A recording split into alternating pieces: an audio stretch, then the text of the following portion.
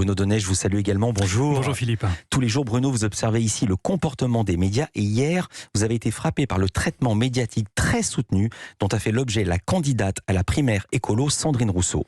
Oui, télescopage Philippe à 3 bandes ce matin, puisqu'hier Sandrine Rousseau était passée au crible de 3 grands genres médiatiques extrêmement différents. Et le premier à s'être intéressé à elle, c'est un journal, Le Parisien, qui proposait un classique du journalisme, un portrait vu par ses collègues et ses élèves de l'université de Lille, où l'écologiste enseigne l'économie. Le Parisien a rencontré Mathilde, qu'il a dépeinte comme une prof dont le discours sur le féminisme et les inégalités est extrêmement prégnant. Mathilde, mais également William, qui a décrit une grande absente. Allons bon, jeudi, William, 18 ans, étudiant en première année, devait avoir 2 heures de cours avec Madame Rousseau, mais pour cause de campagne, sa leçon a été annulée. Ah mince. Le deuxième à s'être passionné pour Sandrine Rousseau hier, c'est le magazine C'est Politique sur France 5. Ici, après le portrait, c'est une enquête qui nous était proposée, enquête sur la nouvelle stratégie de conquête du pouvoir par les écologistes. Lutte contre les discriminations, combat féministe et un nouveau visage va émerger, celui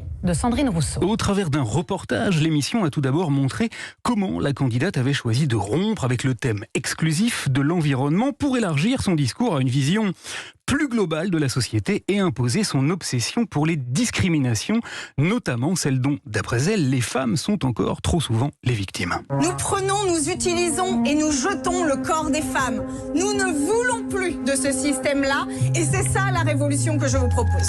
Alors dans cette enquête, le corps, précisément, celui de la candidate, a également été l'objet d'une attention toute particulière puisque selon la journaliste de Mediapart, Jeanne Lingard, l'apparence de Sandrine Rousseau est, sinon une stratégie, un véhicule de communication qui marque une rupture très singulière avec les codes de la vie politique. La politique, c'est aussi des symboles et de l'image, et elle utilise un code vestimentaire qui la dissocie de la manière dont s'habillent bien des femmes en politique.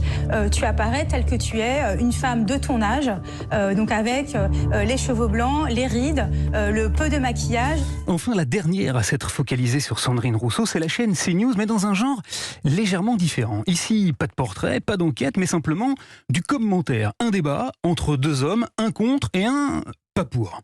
Alors le pas pour, il s'appelle Mathieu Cuip, il est directeur de l'Union des centristes et des écologistes, et concernant Sandrine Rousseau, il a un avis bien à lui. L'écologie, je le dis très, très clairement, est aujourd'hui une thématique bien trop sérieuse pour être laissée à ce genre de guignol politique. Voilà, il l'a traité de guignol, bon, pas mal, mais son contradicteur, enfin celui qui était contre, lui aussi, a fait nettement mieux. Lui, il s'appelle Guillaume Bigot, il est politologue, vous m'en direz tant, et les cheveux blancs de Sandrine Rousseau, son peu de maquillage et son âge, ça lui a inspiré une analyse politique, comment vous dire, un peu inattendu. Si vous l'écoutez, on a l'impression d'une illuminée, on a l'impression que c'est la folie verte. C'est une sorte de Greta Thunberg ménopausée. Oui, vous avez bien entendu, il a bien dit ménopausée. C'est une sorte de Greta Thunberg ménopausée. C'est-à-dire qu'il a très tranquillement renvoyé Sandrine Rousseau à son sexe, à son âge et à ses ovaires. Alors, à quoi servent les ovaires dans l'exercice de la vie politique ? On ne sait pas. Où est la finesse de l'analyse dans un commentaire à ce point misogyne ? On se le demande bien. Et a-t-on le moindre souvenir d'avoir ne serait-ce qu'une seule fois déjà entendu parler de l'andropause d'un homme politique ? Je ne crois pas. Néanmoins, il est encore quelques commentateurs qui sont manifestement restés à une vision du leadership que la guerre des boutons avait, il y a 60 ans, parfaitement bien théorisée. Tu veux que je te dise, moi, dans la vie, le chef, c'est celui qui a le plus grand zizi, puis c'est tout. Car oui, Philippe, en entendant tout ça, moi aussi, je me suis dit, si j'aurais su, j'aurais pas venu. Merci Bruno Donnet, vous revenez quand même demain.